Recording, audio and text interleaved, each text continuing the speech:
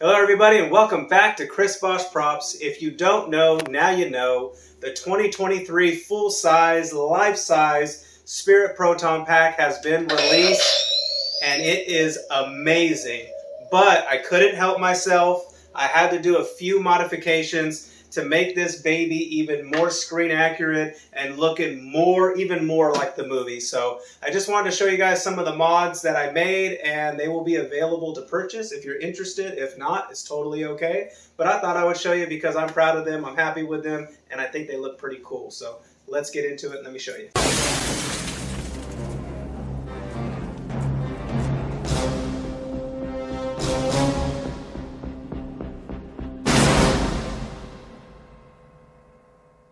Alright guys, so here is just a quick brief overlook of the modifications that I've done for the pack. I'm not going to explain every single one right now. As we get into it, I'll kind of show you what I did.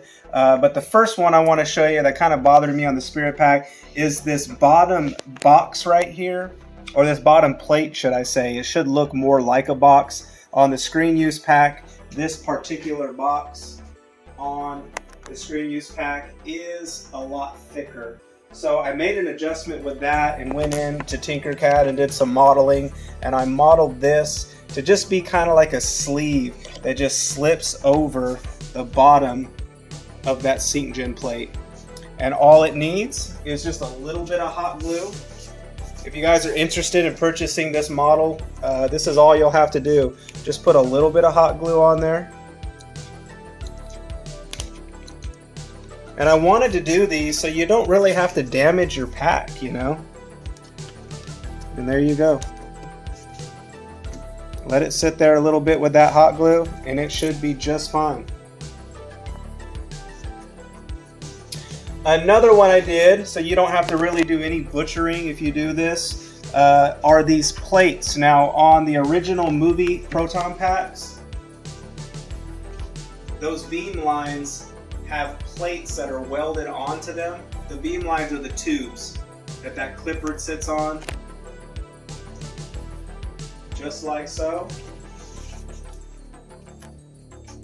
So what I did is I just basically made some sleeves that just slip right on.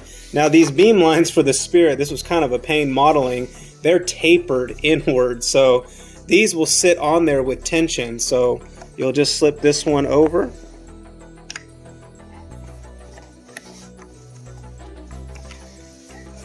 like so, and then this just literally pops right off. This one's easy because the corner is cut there and it just slips right over. Now you can hot glue this in as well, but you can also use the tension.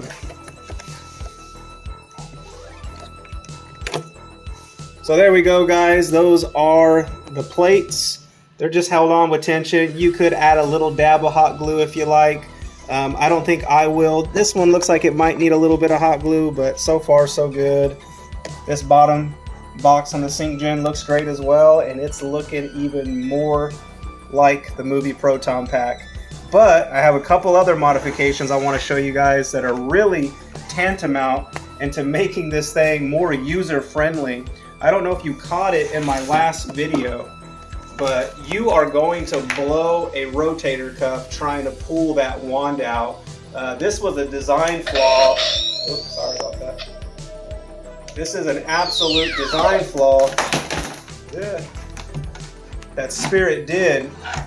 They angled this V-hook right here, so with it angled and not parallel or straight with their gun track that they have, it makes the gun or the wand sit almost completely straight down, so it makes it very hard to pull when you're wearing the pack. You want a little bit more of an angle. On GB2 they had this problem with the original Ghostbusters, but even in GB1 the wand is more angled than that. But in GB2 they were pretty excessive with it. I mean, it was super angled in Ghostbusters 2. So we're going to correct this issue, and what I did is I modeled my very own gun track. Now I modeled this thing from complete scratch, and I did a little like embedded box there so that it will slip over the little, I guess you want to call it a gun track. I don't really know what they tried to do there, but it will slip over this box here. And I did my own pilot holes so that we can use the same screws, and the V-hook will screw directly into this gun track, and you won't have to create any new holes to damage your original Spirit wand here.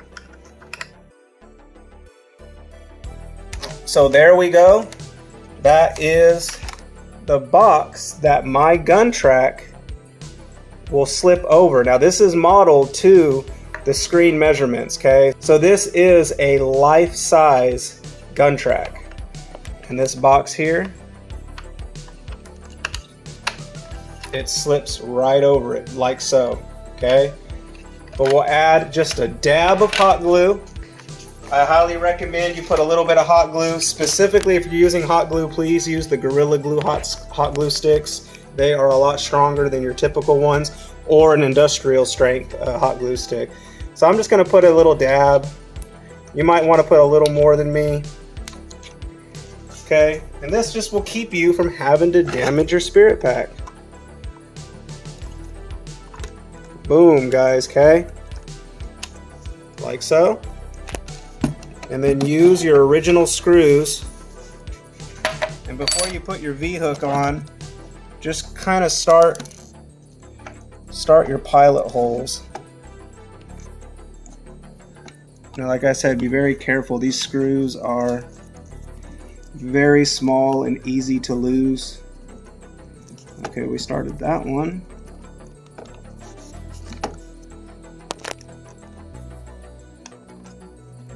Start this pilot hole. I did the holes a little bit smaller because I wanted there to be enough tension so you ain't got to worry about your V-hook coming off unless you really slam the thing. Okay, we started that one. Back it off. Now let's put the... So what's cool about this is you could just use your original screws. You know, you're always free to do your own mods and put more accurate screws, but with this you can use the original hardware.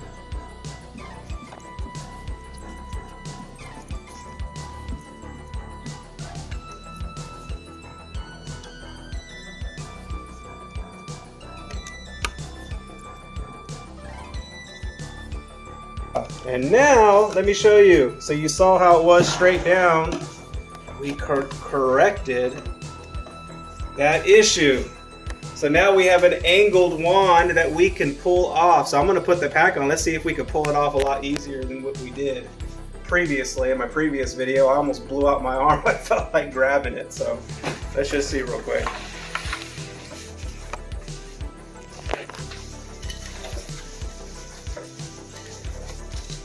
This really needs an Alice frame.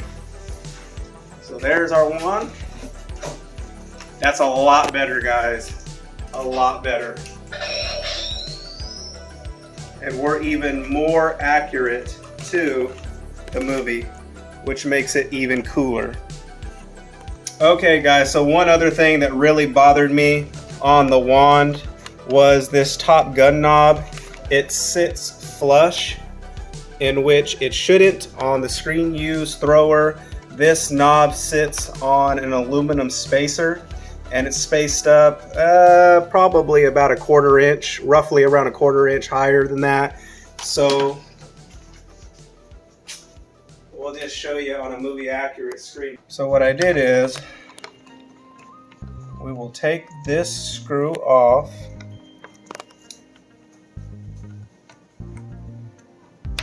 Okay. And I made this spacer here, and what it will do is you could add a dab of hot glue if you want. You could just hot glue this right on. I don't know the screw size yet for this, so if any of you guys know the screw size that Spirit Halloween is using, you can buy another screw that's long enough to go all the way through, or you could be even more accurate and you could still use this. So it just kind of pops right on there. Like I said, you can glue it on, no problem. I have the little notch here because on their gun knob there's a notch. And there you go. And then you put your original screw. You could just put a little bit of glue on it and put it on there as well, because it doesn't really screw on because it doesn't have the distance. Like I said, I don't know the exact screw size yet. Hot glue would be perfect for it. And then there you go. You have the correct spacage for your gun knob. So guys, for these, I will sell these particular pieces for the thrower as their own set. So the pack pieces will have their own set. You could purchase those on my Etsy, my wife and I's Etsy, or you could purchase these as a set also on Etsy if you're interested. Like I said, if you're not, it's no big deal. I'm going to use these on my pack because I think they look pretty cool. So I figured if I'm going to use them, I'm sure somebody else might like them as well. So I thought it would be cool to share that with you guys. So keep on busting, guys. Hope you liked the video. Thank you for watching.